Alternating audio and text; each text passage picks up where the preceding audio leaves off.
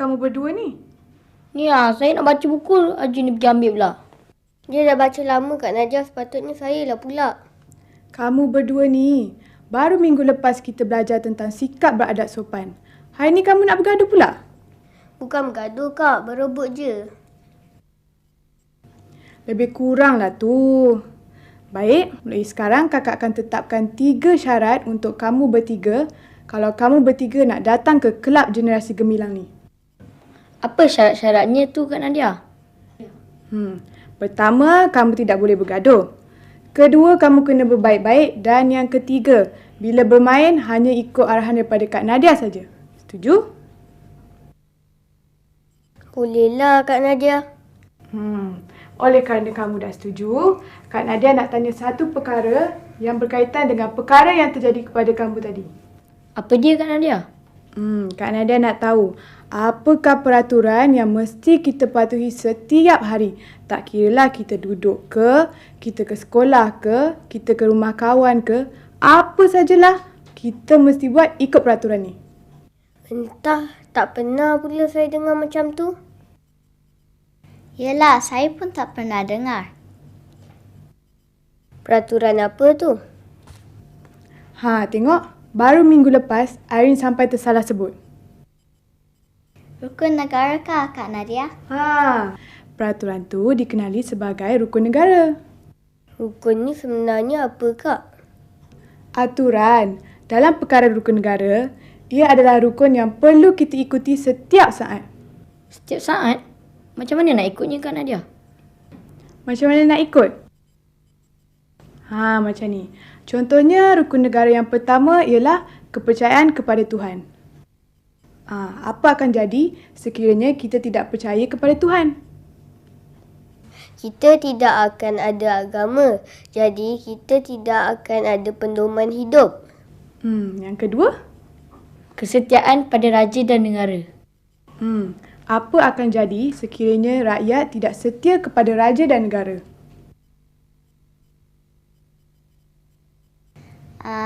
Apa ya? Ekonomi negara tidak akan berkembang. Kita akan jadi rakyat yang mundur. Kita juga tidak akan dapat menikmati kemakmuran seperti yang kita dapat hari ini. Dan akhirnya kita mungkin akan dijajah semula. Rukun negara yang ketiga?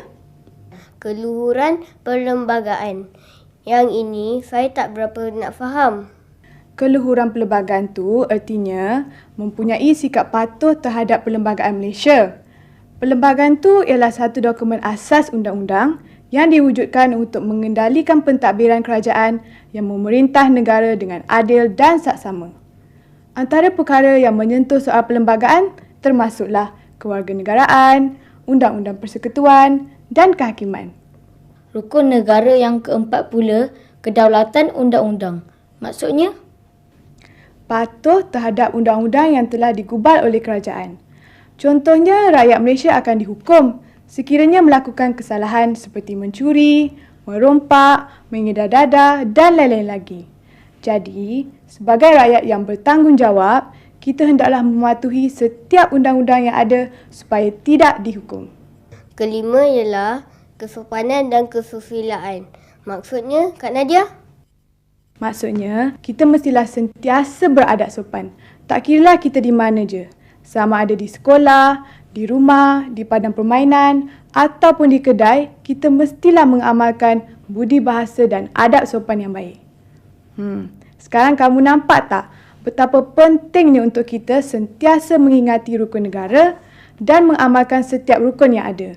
Ini supaya kita menjadi rakyat yang baik dan bertanggungjawab. Baiklah, untuk hari ini Kak Nadia nak tunjukkan kepada kamu semua satu rencana mengenai rukun negara yang Kak Nadia buat sempena bulan kemerdekaan yang lalu. Kita saksikan dulu.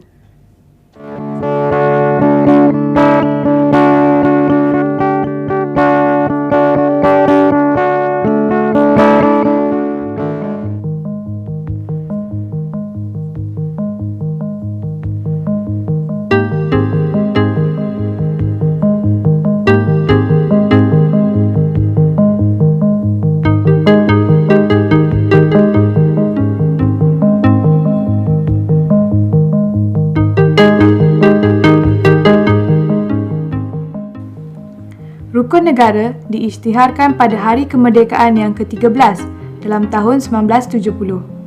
Ianya dirangka selepas negara dikejutkan dengan rusuhan kaum 13 Mei 1969 dan diharap akan menjadi ikatan untuk menyatu padukan masyarakat Malaysia yang ketika itu begitu tebal dengan semangat dan prasangka perkauman. Ianya juga dijadikan sebagai garis panduan ke arah pembentukan sebuah negara dan bangsa Malaysia tanpa mengira keturunan dan kepercayaan. Rukun negara terbahagi kepada dua bahagian. Bahagian pertama memberikan definisi masyarakat Malaysia yang mahu dibentuk melalui ikrar yang berikut.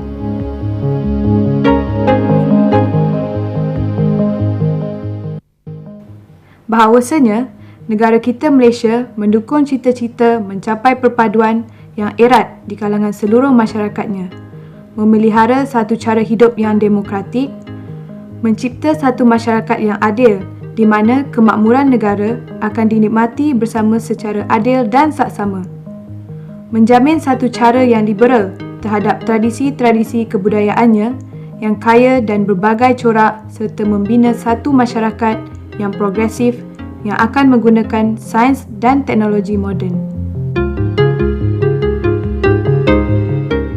Bahagian kedua menggariskan 5 prinsip, iaitu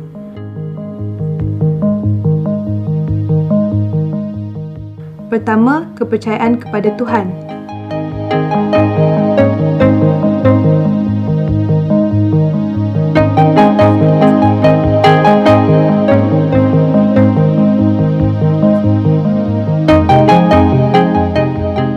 Kedua, kesetiaan kepada raja dan negara.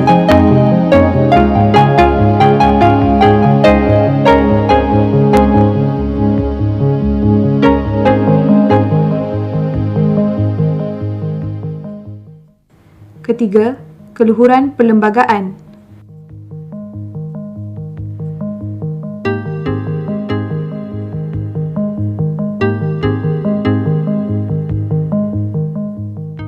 Keempat, kedaulatan undang-undang.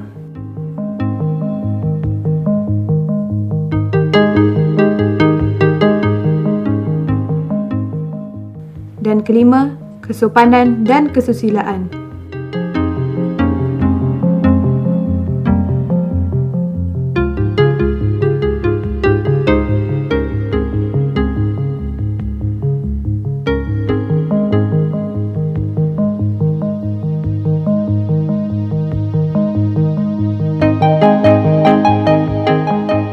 Prinsip-prinsip ini merangkumkan semua nilai murni yang akan menjadi garis panduan kepada pembentukan masyarakat Malaysia yang tidak lagi dibayangi dendam, rasa iri hati atau syak wasangka.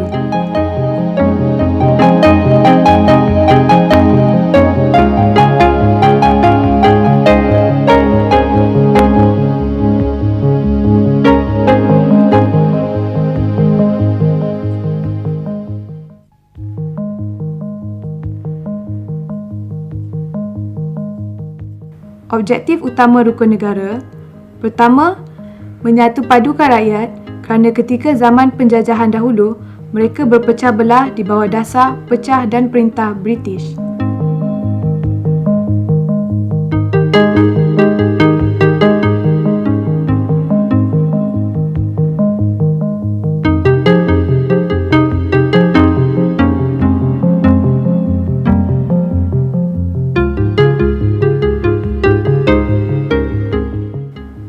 tua sebagai panduan hidup.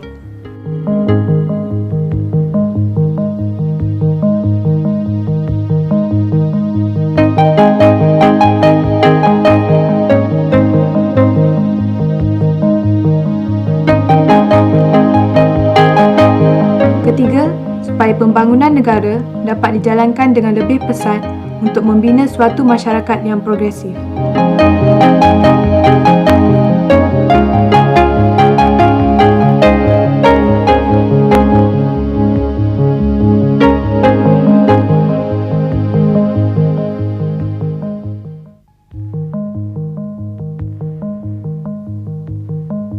Jelasnya, rukun negara merupakan salah satu aturan hidup dalam membentuk masyarakat Malaysia menjadi masyarakat yang adil dan bertanggungjawab.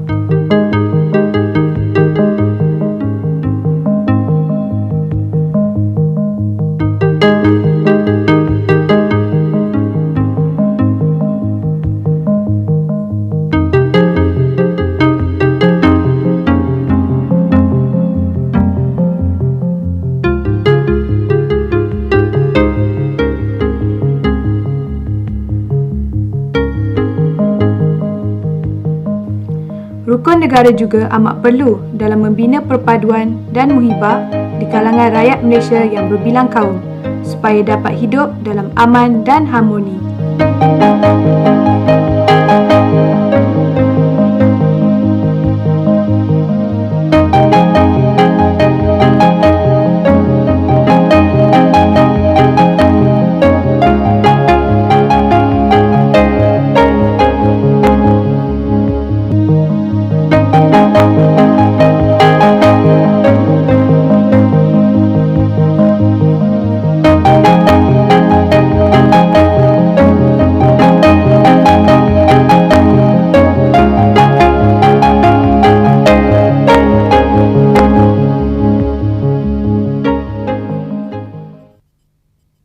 Macam mana dengan rencana tadi? Sekarang kamu semua dah faham kenapa pentingnya rukun negara? Betul tu Kak Nadia. Sekarang baru saya faham tentang rukun negara ni. Sebenarnya adik-adik, rukun negara ni bukan sekadar tulisan yang hanya dibaca saja, tapi sebenarnya prinsip hidup untuk menjadikan kita seorang rakyat yang adil dan bertanggungjawab. Yelah Kak Nadia, Arin rasa kita sepatutnya sentiasa ingat kepada rukun negara supaya kita tahu yang kita ini adalah rakyat Malaysia. Rakyat Malaysia yang sentiasa berpegang kepada peraturan dan undang-undang. Sekiranya kita mendalami maksud setiap rukun negara, kita sebenarnya boleh menjadi contoh kepada bangsa lain dari bermacam-macam sudut. Contohnya Kak Nadia? Contohnya dari sudut moral dan tingkah laku. Kita adalah rakyat yang sentiasa percaya adanya Tuhan. Ini akan menjadikan kita sebagai individu yang sentiasa berpegang kepada ajaran-ajaran yang baik dan meninggalkan perkara-perkara yang buruk. Nampak tak? Yelah Kak Nadia, itu baru rukun negara yang pertama. Kalau kita sentiasa berpegang kepada kelima-lima rukun negara tu, mesti kita ni jadi rakyat yang bertanggungjawab kan? Betul, pandai pun adik kakak.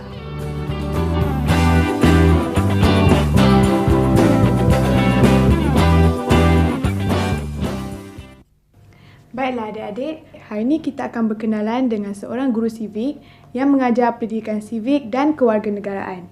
Beliau ialah Puan Kala Devi, anak perempuan Arumugam.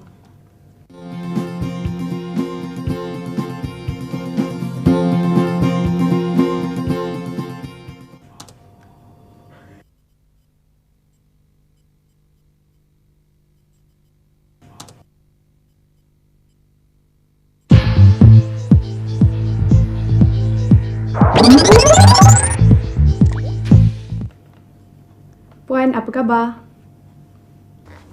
Selamat sejahtera. Adik-adik semua, apa khabar? Khabar baik. Kami di sini ingin bertanyakan Puan mengenai kepentingan rukun negara dan bagaimana rukun negara membantu masyarakat majmuk di Malaysia untuk bersatu padu. Boleh. Apakah soalan yang ingin ditanya? Soalan saya begini, apakah makna rukun negara dan kenapa ianya penting? Rukun negara merupakan satu prinsip hidup yang digagaskan pada awal tahun 1970-an untuk menanam semangat perpaduan antara rakyat di negara ini. Adik-adik, pada 16 Mei 1969 telah berlaku satu peristiwa rusuhan kaum yang mencemari semangat setia kawan antara rakyat di negara ini. Ketika peristiwa hitam ini, rakyat pelbagai kaum di negara ini menunjukkan sikap perkauman yang dikhawatiri akan menjejaskan perpaduan rakyat serta kemajuan negara. Berikutan itu, para pemimpin negara merasakan perlunya satu rukun hidup yang dikongsi bersama oleh semua rakyat. Tujuannya ialah agar setiap individu yang menjadi warga Malaysia akan berikrar untuk hidup bersatu padu berteraskan 5 prinsip dalam rukun negara. 5 prinsip itu ialah kepercayaan kepada Tuhan, kesetiaan kepada raja dan negara, keluhuran perlembagaan, kedaulatan undang-undang dan kesopanan dan kesusilaan. Kelima-lima prinsip ini digariskan supaya merangkumi semua aspek kehidupan rakyat agar tidak lagi berlaku perpecahan dan syak wasangka di kalangan rakyat. Rukun negara diperkenalkan kepada semua rakyat dari peringkat sekolah rendah lagi. Sudah tentu adik-adik juga berikrar akan mematuhi prinsip rukun negara semasa perhimpunan sekolah. Bukankah begitu? Puan, apakah kesan rukun negara terhadap pembangunan negara? Sejak diperkenalkan pada awal tahun 1970-an, rukun negara secara langsung dan secara tidak langsung berjaya menyatupadukan rakyat pelbagai kaum di negara ini. Apabila rakyat mulai bersatu padu, maka mereka akan menumpukan sepenuh perhatian kepada usaha memajukan diri, masyarakat dan seterusnya negara. Rakyat berpegang teguh kepada prinsip rukun negara dan mengamalkannya setiap masa. Sebagai contoh, prinsip pertama iaitu kepercayaan kepada Tuhan. Semua agama menuntut penganutnya supaya saling menghormati dan menyayangi serta tidak menganiayai dan merampas hak orang lain. Melalui prinsip ini, rakyat menghormati dan melindungi hak semua orang serta bersikap adil. Ini dapat menjamin kemajuan dan pembangunan yang seimbang dan seterusnya telah menyumbang ke dalam pembangunan negara. Puan, bagaimanakah rasa hormat terhadap negara itu dapat dibentuk? Adik-adik, apakah perasaan adik-adik dilahirkan di negara ini? Sudah tentu adik-adik gembira dan bangga, bukan? Setiap rakyat yang dilahirkan di negara bertua ini perlu bersyukur kerana kita dapat hidup dalam keadaan aman, damai dan bahagia tanpa peperangan dan pergaduhan. Sama seperti kita menghormati ibu kita, kita juga perlu menunjukkan rasa hormat kepada ibu pertiwi kita ini, iaitu negara Malaysia. Kata pepatah ada menyebut, tak kenal maka tak cinta. Kita perlu mempunyai perasaan sayang dan bangga yang ikhlas terhadap negara dengan meletakkan kepentingan negara melebihi kepentingan diri. Hormati semua lambang kebesaran negara seperti lagu negaraku, jalur gemilang dan juga jata-jata negara. Kita perlu menyanyikan lagu negaraku dengan penuh semangat dan bermakna. Ketahuilah tentang keistimewaan dan keunikan negara ini. Sebarkanlah cerita dan berita yang baik tentang negara kita kepada semua orang termasuk pelancong asing sama ada kita berada di negara sendiri atau ketika kita berada di luar negara. Jagalah kebersihan negara supaya negara ini disegani oleh orang lain. Sentiasa berbudi pekerti mulia dan beradab sopan apabila berkomunikasi dengan semua orang. Adik-adik, sebenarnya terdapat banyak lagi cara yang boleh kita gunakan untuk menunjukkan rasa hormat kepada negara kita. Sebagaimana kita mengasihi, menyayangi dan menghormati anggota keluarga dan juga orang-orang di rumah kita, begitulah juga kita harus menghormati semua perkara yang berkenaan dengan negara kita. Jika kita menanam rasa cinta yang mendalam terhadap negara, kita dapat melaksanakan cara-cara yang baik untuk menunjukkan rasa hormat kepada negara kita. Puan, bagaimanakah rukun negara itu mampu dilaksanakan? Adik-adik, seperti yang saya katakan sebentar tadi, rukun negara telah pun dilaksanakan sejak lebih 30 tahun di negara kita. Saya masih lagi ingat ketika itu saya berada di sekolah rendah dan kami diwajibkan untuk menghafal dan juga menghayati 5 prinsip di dalam rukun negara. Setakat ini, objektif rukun negara telah pun berjaya dicapai. Buktinya ialah kemajuan pembangunan yang begitu membanggakan dan suasana harmoni yang terdapat di kalangan rakyat pelbagai kaum di negara ini. Cita-cita murni rukun negara perlu diteruskan oleh adik-adik sebagai generasi pewaris akan datang. Janganlah abaikan prinsip-prinsip yang terdapat di dalam rukun negara. Patuhilah segala prinsip yang ada supaya keharmonian hidup rakyat dapat diteruskan. Ingat, bersatu kita teguh, bercerai kita roboh.